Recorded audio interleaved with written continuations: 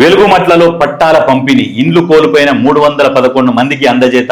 311 మందికి ఇళ్ల స్థలము ఇల్లిస్తూ వారి వారి గ్రామాల్లో ఇళ్ల స్థలం ఎవరికైతే ఉందో వారికి ఇల్లిచ్చే కార్యక్రమాన్ని ఈనాడు మనం ఫైనల్ చేసుకోవడం జరిగింది. ఏమంటాడు కేటీఆర్? మాట్లాడతాడు, మేము పోరాటం చేయవాలనే ప్రభుత్వం నిర్ణయం వెనుకకు తీసుకుందని చెప్పి.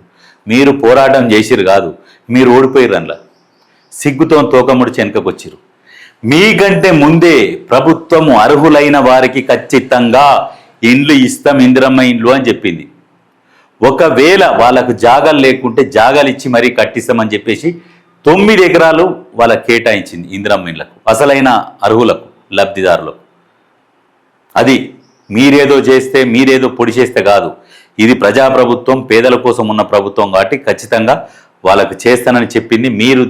మీరు ధర్నా చేసే కంటే ముందు కూడా కూలగొట్టేటప్పుడే చెప్పింది, మేము ఖచ్చితంగా ఇండ్ల దొంగలు ఉన్నారు, ఈ దొంగలను తీసేసి నిజమైన అర్హులైన పేదలకు ఖచ్చితంగా మేము ఇండ్లు కట్టిస్తామని అప్పుడే చెప్పింది కాబట్టి మీకు మాట్లాడే హక్కు లేదు, మీకు ఎలాంటి రైట్స్ లేవు. ఎటుకూడి ప్రభుత్వం ఇస్తుందని తెలుసు.